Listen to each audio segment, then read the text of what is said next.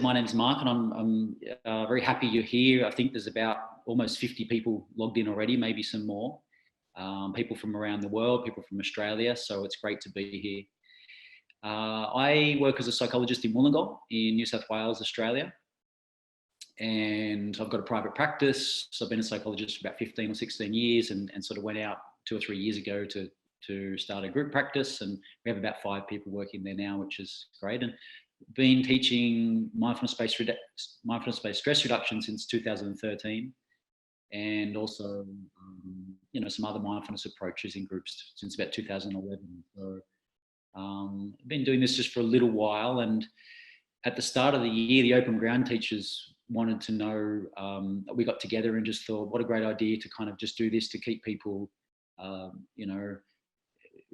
connected into a community, to a chance to do some practice together, a chance to be reminded that mindfulness has been a helpful part of your life. And so just a way to hear some information. And tonight's on mindful speech, and I'm going to articulate as best I can some ideas that I've been inspired by. Mostly ideas from the Dharma. So the Dharma is kind of Buddhist teachings. And I've chosen that angle because so much of mindfulness-based stress reduction is based on particularly Theravada Buddhism and the Pali Canon from the Dharma. So I'm not going to go into sort of technical background of historical Buddhism or anything like that, but I'm just going to sort of use some of the languaging from that and read some quotes from that information and just kind of see if we can respond to that in a way that's applicable to my life and hopefully your life as well. So we're going to do some meditation. We're going to, I'm going to share some information. We might get a chance to do some questions at the end. Just some background before, we'll do about a 15-minute meditation or so, but just as an introduction, I had this idea at the start of 2019 to learn more about the Dharma by studying what Buddhists sometimes call the Eightfold Path. And that is 8 components of wisdom and ethics and concentration and mindfulness. And I decided to start with what they call right speech, what we might call mindful speech tonight. And my naive idea was that I would do a month on speech, then I'd move on to livelihood, I'd do ethics, I'd sort of move through the year. In the last 3 months of the year, I'd see how it all kind of fit together. So after a month, I realized that there's so much in this, and there's so much stuff that had shown up in my life, paying attention to how I speak and what that means for relationships, that I kept going. 4 months later, I'm still on right speech. I haven't moved on.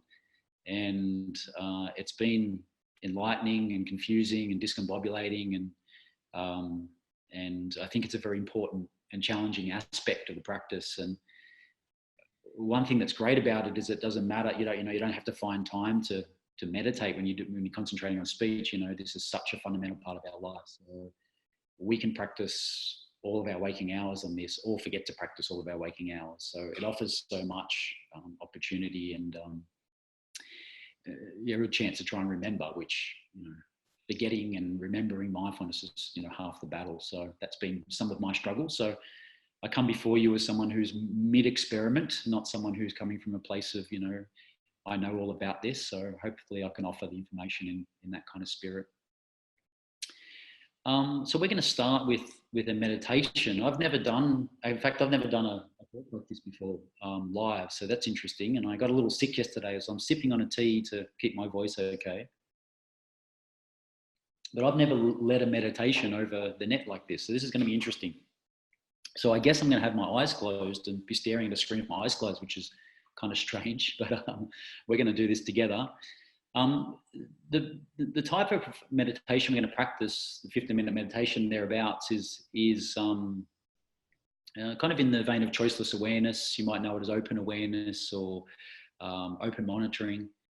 And there's many different ways to practice mindfulness meditation. And in this approach, we're really not paying attention specifically to any one object in consciousness. So we're not paying attention just to the breath or just to the soles of the feet.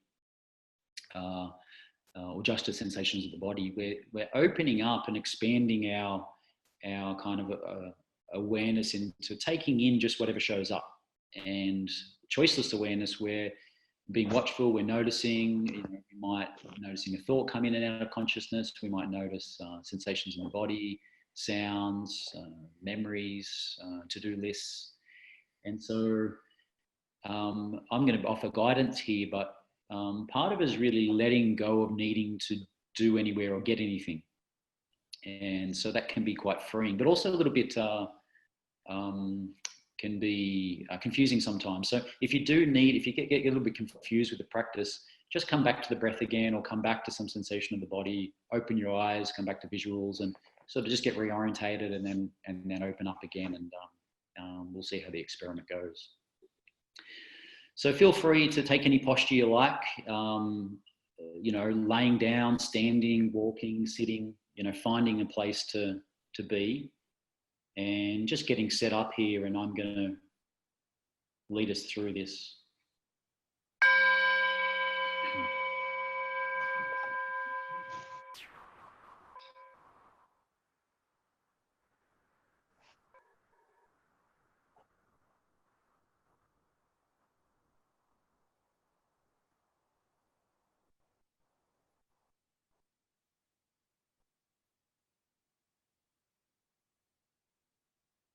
So finding your posture, just spending a few moments finding kind of posture that has a relaxed alertness to it, moving the body around, letting it shuffle, just finding a space. We don't need to sit completely still for this, just sit in a way, or lay, or move in a way that promotes some kind of relaxed alertness.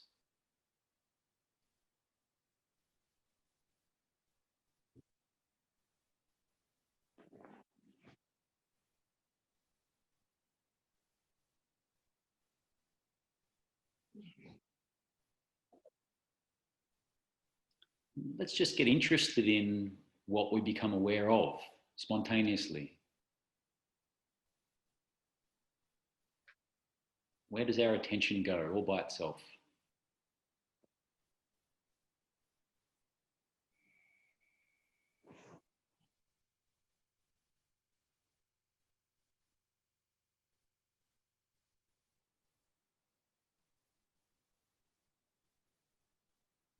So just noticing where the attention goes, if it is in thinking, if it's in feeling, if it's in the sensations of the body, some other sense.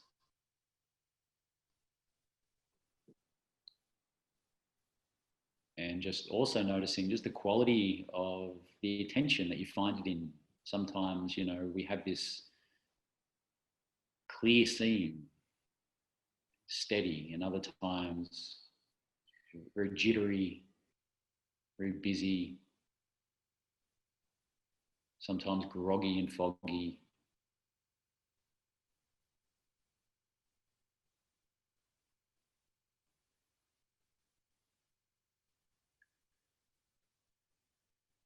And let's see, for this meditation, as best we can, if we can just let go of any of the planning or organising, strategizing that we need to do in our lives, and just knowing that as soon as this talk finishes, as soon as the meditation finishes, we can just get right on back to whatever it is that we need to attend to. So really committing to allowing that stuff to fall away.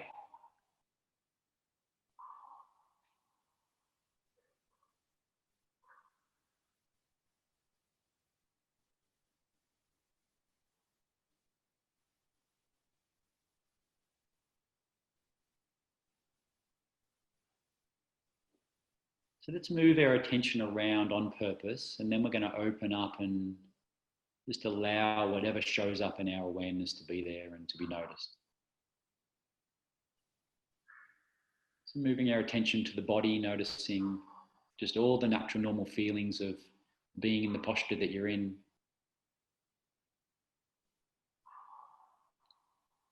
Any pleasant sensations that are here, any unpleasant, any neutral, just being aware of how the body feels.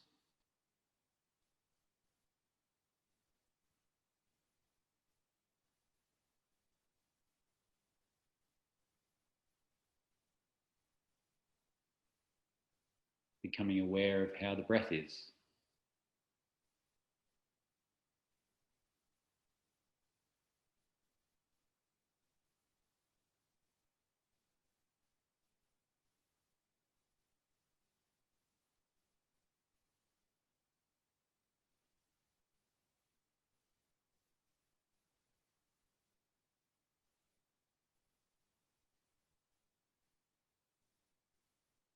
And if you need to move the body, adjust the breath, feel free to do so.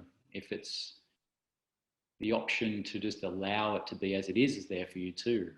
It's going to be a very peaceful way to engage with the body and breath if it's possible, just to let it be as you find it.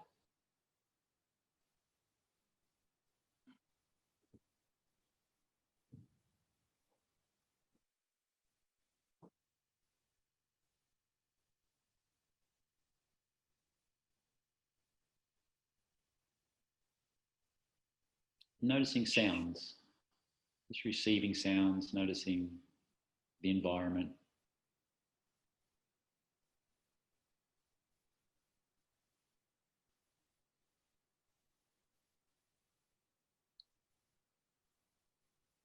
Also what we can see, even with eyes closed, there's kind of almost a shimmering sky behind the eyelids. Perhaps you have your eyes open, just softening the gaze, just allowing the visual field to be noticed.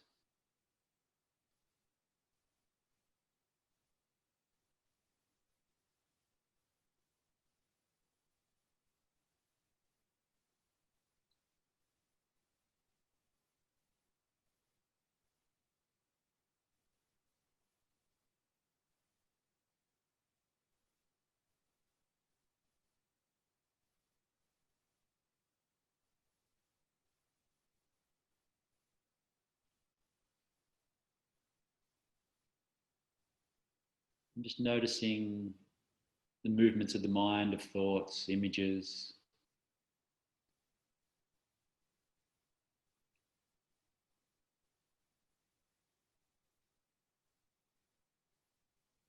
As we move into this open awareness practice, we're allowing thoughts and memories and thinking just as much, we're welcoming them just as much as the other things that might show up in our consciousness. Whatever shows up, shows up.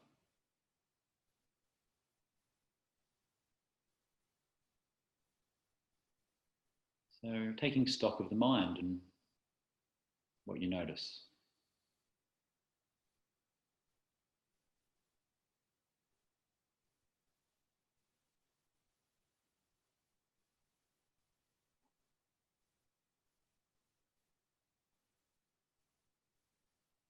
Perhaps any kind of emotions that are here as well. Whether they're emotions that we want or emotions that we don't want, just allowing those.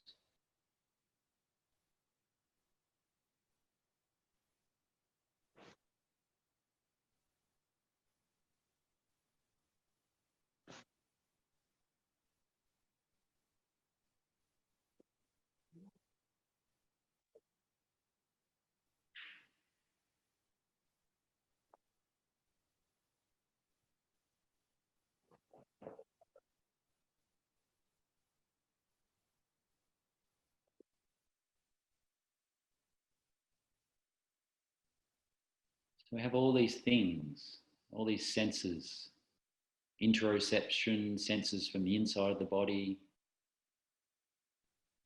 exteroception from the outside of the body. We have judgments and thinking, planning, so all of this stuff. And we're not trying to get rid of any of it in this practice as we move into a more open awareness here, which we'll be guided into. But we're also staying in this kind of a watching formation. So rather than getting hooked up and linked in and off and away with some stream of noticing or thinking, we're really staying with a broad, expansive view. A wide blue sky, just noticing whatever comes up within it. you find yourself sort of constricting or focusing on something, as soon as we notice that, again, just letting go and broadening out, opening up, and sitting in a place of curious watching, just waiting and noticing whatever shows up next. And as we wait, it could be anything. It could be any feeling, any emotion, any thought, anything at all.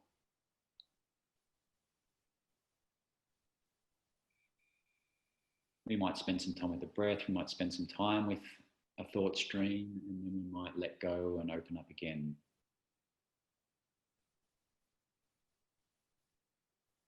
So allowing now the attention to expand out as broad as possible, making room for all experience.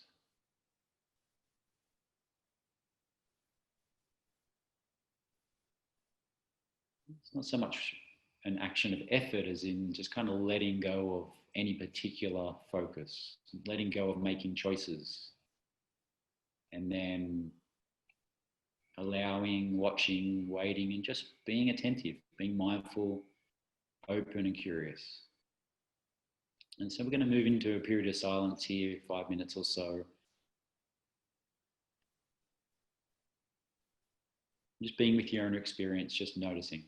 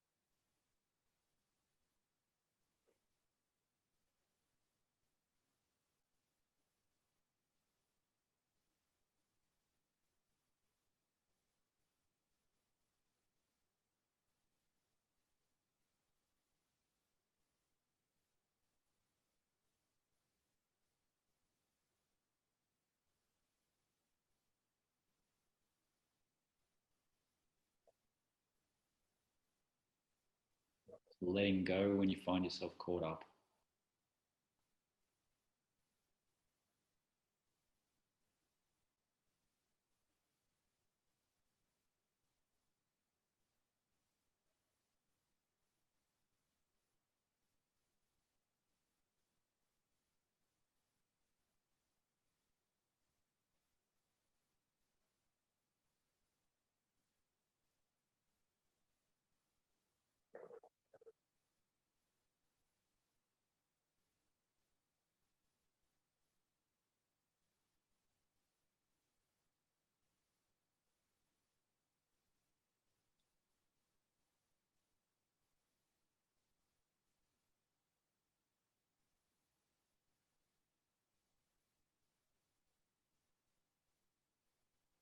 Noticing what keeps coming back into your attention all by itself.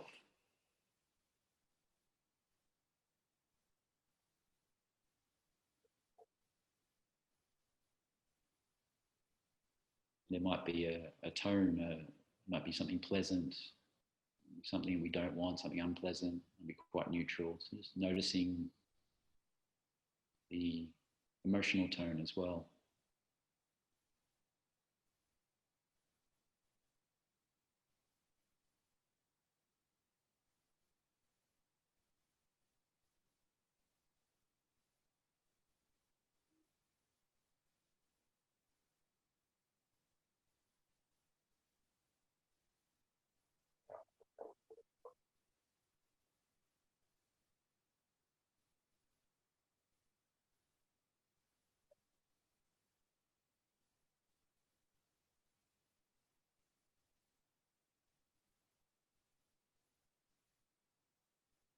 So we'll become aware of things all by ourselves. We won't be choosing things, we'll just become aware of things. And just noticing your relationship with what shows up. How do you respond or react to what you find?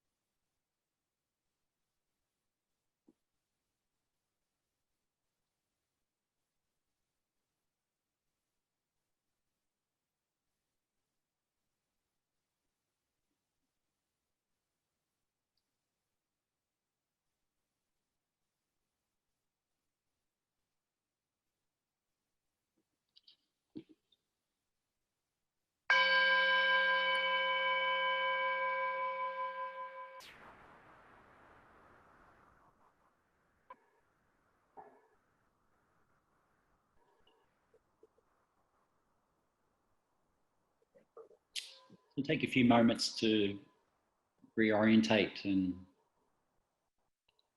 come back to this unusual situation. For me, I've never had a situation where I can't kind of sort of inquire and get curious about what happened in meditation. So I can't talk to you all. This is unusual for me.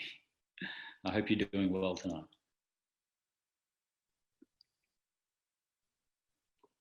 Okay. So I wanted to offer a quote from a gentleman named Bhikkhu Bodhi. Who's, I guess, a famous Buddhist commentator and scholar and author.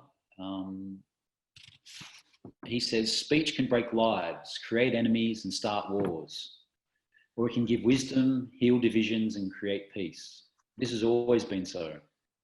Yet in the modern age, the positive and negative potentials of speech are vastly multiplied by the tremendous increase in the means, the speed and the range of communication.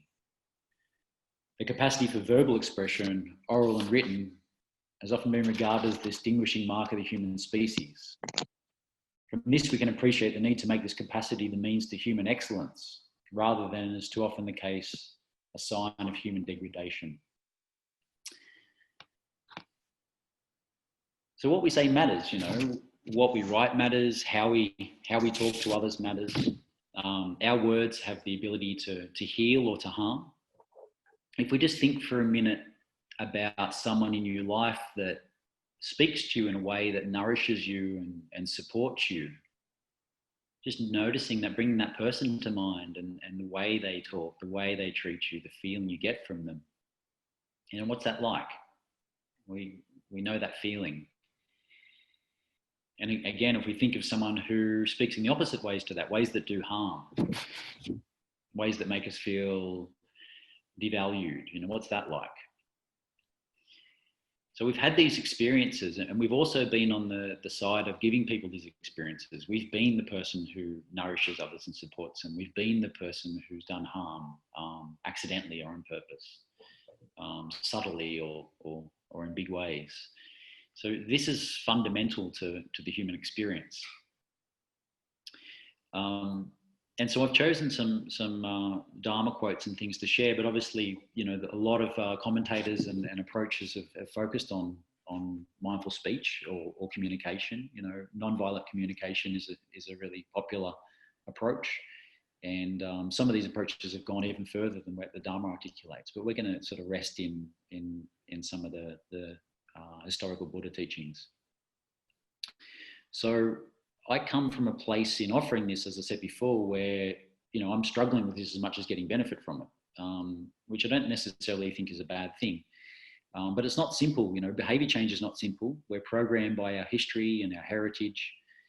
I noticed, well, I moved into a new property a few months ago, and we inherited 2 chickens with the house.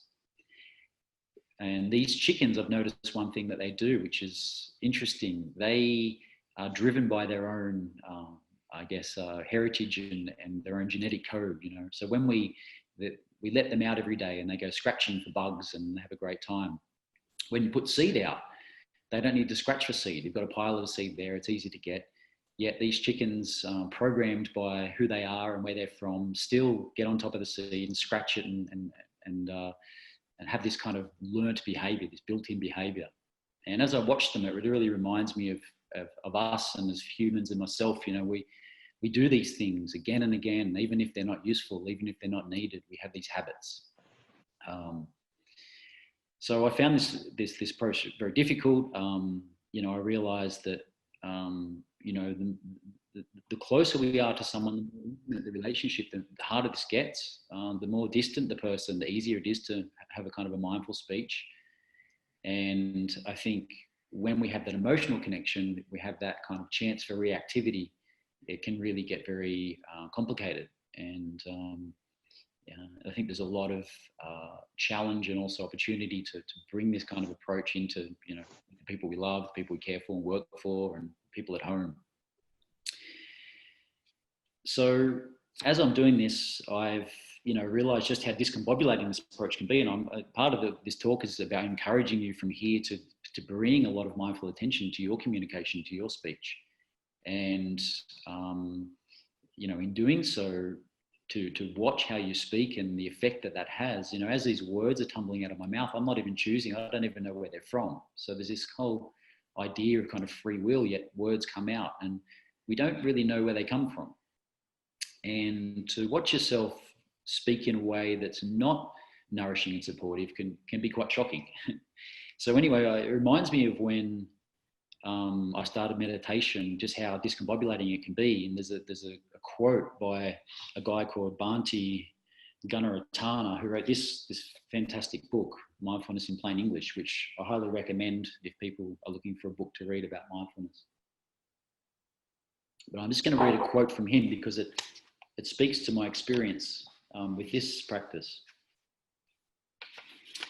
So he says, somewhere in the process, you will come face to face with the sudden and shocking realization that you're completely crazy. Your mind is a shrieking, gibbering madhouse on wheels, barreling pell-mell down the hill, utterly out of control and helpless. No problem, he says. You're not crazier than you were yesterday. It's always been this way. You just never noticed. You're also no crazier than everybody around you. The only real difference is that you've confronted the situation and they have not. So they are still relatively comfortable. It does not mean that they're better off. Ignorance may be bliss, but it does not lead to liberation. So don't let this realization unsettle you. It's a milestone, actually, a sign of real progress. The very fact that you've looked at the problem straight in the eye means that you're on your way up and out of it. So if you do decide to start to pay more attention to the way that you speak to others, especially people you love, I really encourage you to take that to heart and to, really have self-compassion about, what you're noticing there, because I can guarantee you that there'll be some things that you find that you're not happy with. And I think that's the part of the path that we choose to take as a mindfulness practitioners. So what do we mean by mindful speech? Well, in the Dharma teachings, there's 4 areas. So the first area is abstaining from false speech. Second is abstaining from slanderous speech. The third is abstaining from harsh speech. And the fourth is abstaining from idle chatter. And so I'm going to step through these 4 and offer some quotes and just some thoughts that I've got to see what shows up. So the first one, abstaining from false speech, or simply telling the truth. So a quote from the Pali Canon, which is a book in that Theravada Buddhism spends a lot of time paying attention to. And again, it's the reason I've chosen this is because mindfulness based stress reduction really springs out of these teachings. And this is the historical Buddha is the way they've written this is like it's advice for the kind of people that are hanging around him. So they're called the monks, and so they're people that have chosen to try and lead this path and become more mindful in their life. And this is kind of advice to them and advice to us perhaps. So herein someone avoids false speech and abstains from it. He speaks the truth. He's devoted to truth, reliable, worthy of confidence, not a deceiver of people. Being at a meeting or amongst people, or in the midst of his relatives or in a society, if he's called upon and asked as a witness to tell what he knows, he answers, if he knows nothing, I know nothing. If he knows, he answers, I know. If he has seen nothing, he answers, I've seen nothing. And if he has seen, he answers, I've seen. Thus, he never knowingly speaks a lie, either for the sake of his own advantage, for the sake of someone else's advantage, or for the sake of advantage whatsoever. So it's very clear. What I like about these teachings is that they're just very, very straight to the point. Never knowingly speaks a lie, either for the sake of his own advantage, for the sake of someone else's advantage, or any advantage whatsoever. So a few things stand out here for me. One is that speech lies at the heart of trust. And trust is the foundation for all fruitful relationships, for business relationships, for our society, for people that we love and care for, family and friends. There's a quote by Nietzsche that I've heard here, which I think is apt. So Nietzsche says, I'm not upset that you lied to me. I'm upset that from now on, I can't believe you. I'm not upset that you lied to me. I'm upset that from now on, I can't believe you.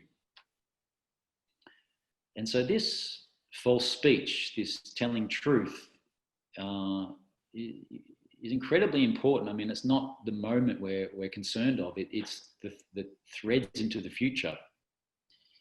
And just one small lie can create kind of a web of dishonesty, a web of chasing your tail as far as, what you need to then kind of cover.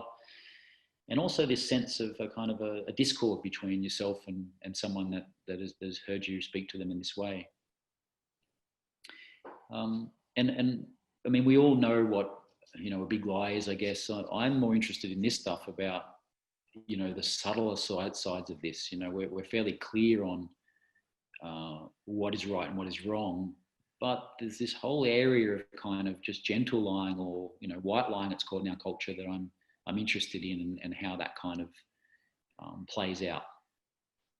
And also its role in social cohesion as well. There's a quote by Bhikkhu Bodhi here, and he talks about that lying is disruptive to social cohesion. People can only live in a society together in an atmosphere of mutual trust, where they have reason to believe that others will speak the truth. By destroying the grounds for trust and inducing mass suspicion, widespread lying becomes the harbinger signaling the fall from social solidarity to chaos. Now, apparently we live in a post-truth world, and I have no idea what that means, actually. I've heard a lot of commentators talk about it, and I mean, it's a little disturbing overall. We've had a few recent royal commissions, commission into child sexual abuse in institutions and the financial industry. The whole function of these mechanisms is to surface the truth. And, there can never be justice without acknowledgement. There can be no forgiveness without acknowledgement. And, we have this kind of social cohesion that's built on us doing our best to speak, openly and truthfully to each other. So there's this societal bigger picture element that's going on here. Also there's the trouble of us telling lies. There's a Mark Twain quote I wanted to share. If you tell the truth, you don't have to remember anything. I remember I had this bad habit in my 20s where I would embellish stories. So there'd be a story founded in truth, and I had this habit that I'd watch myself doing this, which was curious and sort of ridiculous, where I'd be the character in the story, and I'd be doing things or saying things that made the story a little better. Sometimes they weren't even complimentary to me, but I think the story was more interesting. And as I was telling these stories, and after, I'd just be, why am I doing this? Like, I have no idea why. And then, if I tell someone, ask me the same story again, I have to remember what happened in that story and tell the same thing again. It took me a little while to come out of that. I noticed I was doing that. And I think I was trying to not be so socially anxious and find a way to be entertaining. So there was no harm in it, but I think there was a harm to myself and just, the way that I'd represent myself. And still to this day, every now and again, I notice myself just embellishing something just a little bit, and I catch myself, why am I doing that? And I think these are the subtle ways that we we tell lies, or we bend the truth a little bit. You know, when we go for a job interview, if we're putting something on social media, if you're involved in sales or anything like this, all of these things require us to, or ask us or invite us to bend the truth. So this stuff is alive, and I guess we need to find our own way. And I'd encourage, the encouragement from this for you, or the offering, is just to, not to judge ourselves on this, but just to start being really attentive to it and just noticing, does this serve me and my relationships and my life? Does it move me towards a more wholesomeness and a more contentness and a more peace, or away from that? And I think that's what we're looking for. So number 2, abstaining from slanderous speech. So again, from the Pali Canon, he avoids slanderous speech and abstains from it. What he has heard here, he does not repeat there, so as to cause dissension there. And what he has heard there, he does not repeat here, so as to cause dissension here. Thus, he unites those that are divided, and those that are united, he encourages. Concord gladdens him. He delights and rejoices in concord. And it is in concord that he spreads by his words. So such an interesting word, concord. I never really heard it so much before. You know, we hear about discord, but not concord. If you've ever been that person who's walked up to a piano in a kind of a setting somewhere and wished you could play but can't, or picked up a guitar and you put down a few notes just to see what it'll sound like and it sounds awful, that's discord. And then a person picks up the guitar or the piano and plays in a way that is just beautiful and there's a flow to it. So I think that's what the Pali Canon here is talking about, that, we want to bring people together. We want a harmony, we want a flow, and our speech has a lot to do with that. So slanderous speech, the Dharma's pointing really to gossip, we might call it, but gossip at its worst, which is resentment of other people, a desire to win affection from others, or wanting to tear people down, or a perverse delight in wanting like friends to not get along. So we know this is bad for our experience and our relationships. But what about everyday gossip? I've spent a long time trying to stay out of slanderous gossip, and overall, I think I've done fairly well at that. But over these last 4 months, I'm just noticing when I'm speaking about people who aren't in the room. And although I'm not trying to tear them down, or no, I'm not trying to destroy them at all, there's just this feeling of talking about someone else in the room, and it's allowed me to examine, is that helpful? Is that conducive to, my feeling of peace and serenity, my feeling of being a good person, a good friend, and why aren't I speaking to them? And, what are the barriers to that? And more I'm realizing that speaking about someone who's not there, even if it's about, I have concerns for this person, it's generally more often than not unhelpful. And the invitation here, I guess, for you I'm offering is to be really aware of all the times that you speak about someone, a person that's not there. And as you're doing that, as you find yourself doing that, even if it's in positive and glowing terms about the person, just noticing what's happening there. And so just experimenting with that. And I guess we're just making these discernments about the behavior we find ourselves in. We're that chicken scratching, even though we don't need to sometimes. And there's the possibility here that we might move out of that behavior pattern a little bit more with this mindful awareness.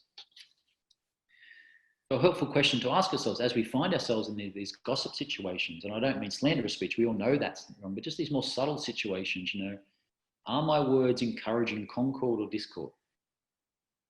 And just being aware of that question, I guess, as it comes up. And if it's discord, then seeing if we can move out of that a little quicker. So abstaining from harsh speech is the third one. So from the Pali Canon, again, some advice for us. He avoids harsh language and abstains from it. He speaks such words as are gentle, soothing to the ear, loving. Such words go to the heart. that are courteous, friendly, and agreeable to many. So not only abstaining from harsh language, but also choosing words that are gentle, that are loving, that go to the heart, that are friendly.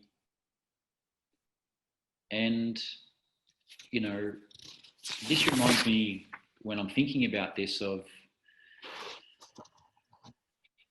you know, I mentioned before I moved into a home at the start of this year, and part of that's moving. And moving's, you know, it's kind of stressful, and you're lifting things and directing people to go different places, and, you know, getting people to lift lounges and move that in, you know, in harmony or not. And one of the things I noticed I was doing is speaking harshly to people, not abusively or insulting them or being sarcastic, nothing like that, but from a place of frustration and impatience. Not even so much with them, but just let's get this thing moving. And I thought my speech was quite direct, quite simple, quite precise, but there's this kind of this abrasiveness to it. And a few times I noticed the reactivity of another person, or someone said something to me, and it just became really apparent, just you know, the way that we speak and the impact that can have. So I went to a yatra a couple of weeks ago. A yatra is like a week-long mindfulness meditation retreat, but it's a walk. It's a week-long walk down, and this one was down in Tasmania. And there was a person who took care of all of our food and really, you know, took care of us in the most loving way. His name was Cohesion. And so he had 35 people that had to set up camp every night, pack it up in the morning. We're all pitching in with the cooking and cutting and everything like this. So it's a huge deal every time. And he's needing to direct every single person to do their job, and was able to do it with this beautiful friendliness, this kind of this open-heartedness. And he was being very direct, very clear, and, you know, had to arrange a whole show. And just noticing that that's possible, to have a sense of a kind of I guess, loving heart in the way that you do it, and really letting go of any impatience in the delivery. So it was a huge lesson for me, and I'm still getting my head around and about how to incorporate that into my life, and little by little. So the last one, abstaining from idle chatter. So from the Pali Canon again, he avoids idle chatter and abstains from it. He speaks at the right time, in accordance with facts, speaks what is useful. His speech is like a treasure, uttered at the right moment, accompanied by reason, moderate and full of sense. You know, first thing was, wow, like this is the most challenging thing of all, like to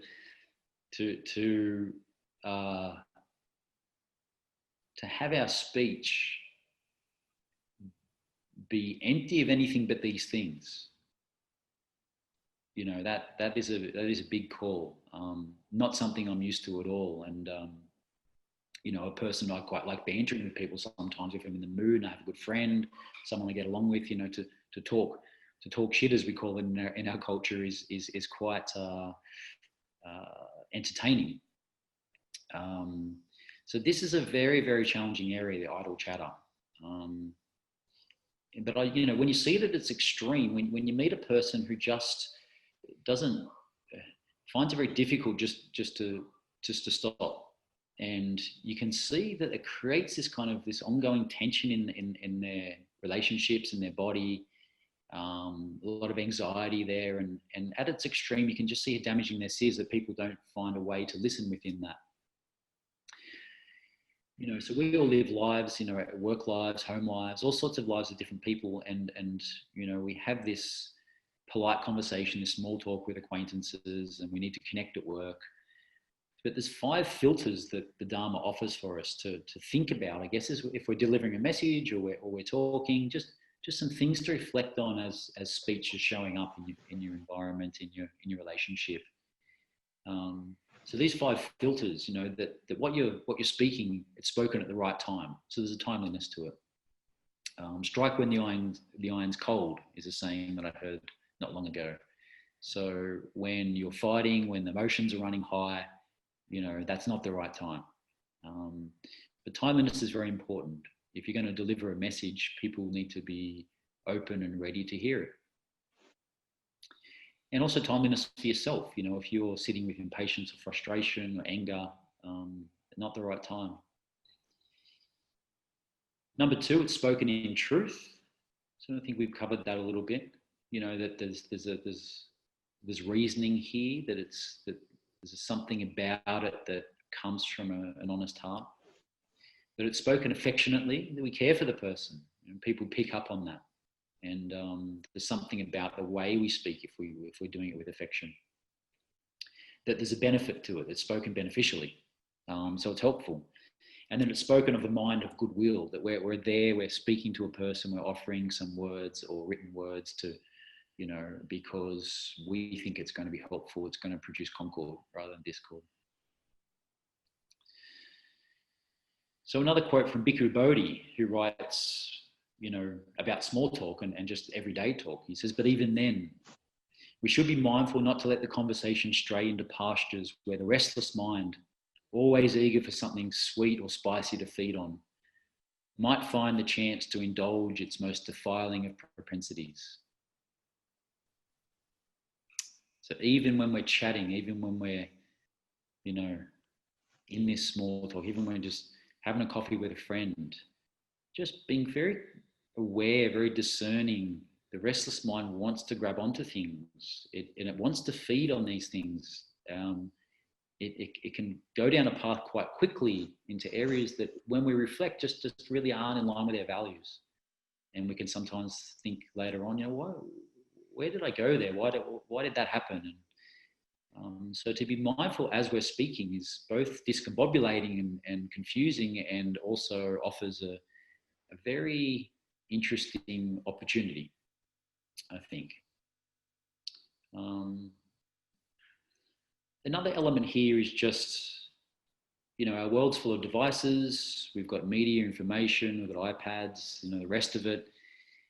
We're exposed to this kind of needless information stream, this distraction, sometimes commentary promoting discord on purpose often.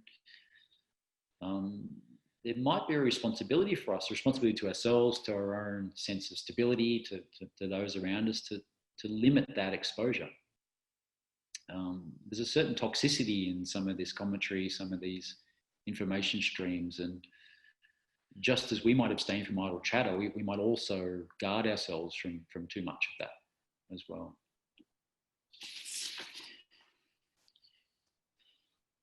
So just in summary, there's a Buddhist teacher called Thanissaro Bhikkhu who quoted his own teacher as telling him, you know, if you can't control your mouth, there's no way you can hope to control your mind. So the practice is here. The practice is in what we say and how we say it and what we write. We haven't attended tonight to, you know, self-talk, which is a huge area. But how can we come into alignment with our values and the person that we know we are, or that we would really like to be? How can we abstain more from lying and speak the truth? How can we speak in a way that promotes concord? How can we let go of impatience and the harshness in our tone and in our speech? So these are all practices that we don't have to get on the cushion for, that we don't have to take time out for, that are kind of available to us all the time. So quite a world of opportunity there. On reflecting on this stuff, I was, you know, watching our speech and trying to control it. It's not always something we can do. It sort of gets in the road a little bit. And, you know, it might be that focusing on our underlying patterns and our reactivity might actually be the best way to really work with mindful speech.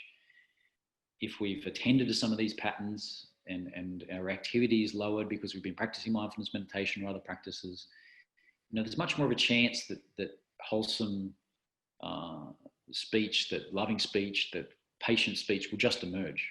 And you know, perhaps we don't work so much on, I do say this, I don't say that, but perhaps we sort of work underneath that, and speech will just show up. So, I encourage you to kind of just play around with this and see what you find out about your own communication, about your own relationships. So, I take it that you're here, you're all mindfulness meditators. There's such a valuable tool to do this archaeology of self-understanding. It's penetrates,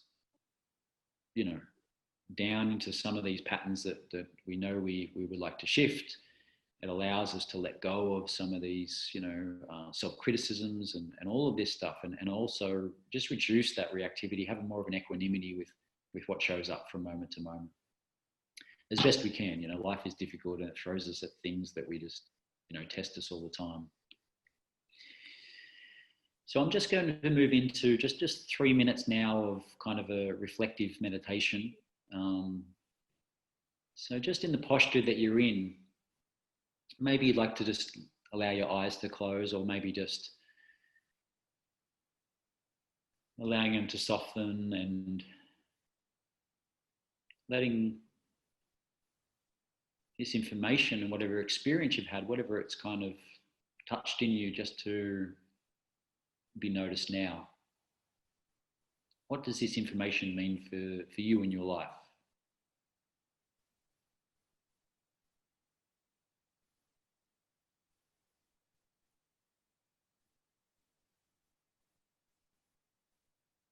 And if we just think about the people in our life, there's a person maybe, or people maybe, that are going to be there where you are when this talk ends, or there tomorrow at work or somewhere. So just noticing that there's an opportunity here, as best we can, to offer them maybe the best part of ourselves.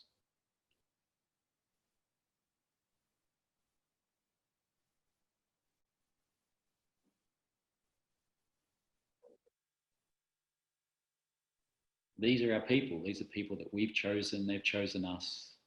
And, we only have a defined amount of moments with these people in our life.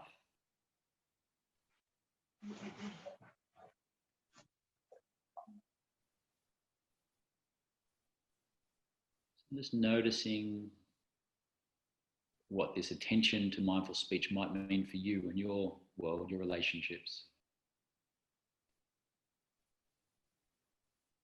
Perhaps setting an intention.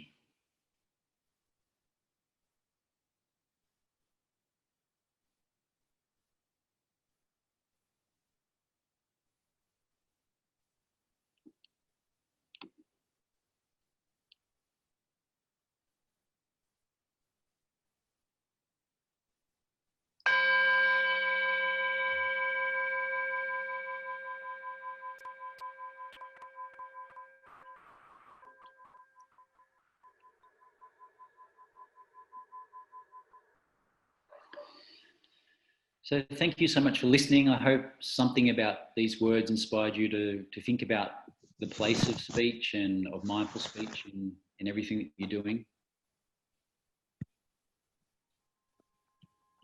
Okay, I'm going to end the meeting now. So good night, everybody.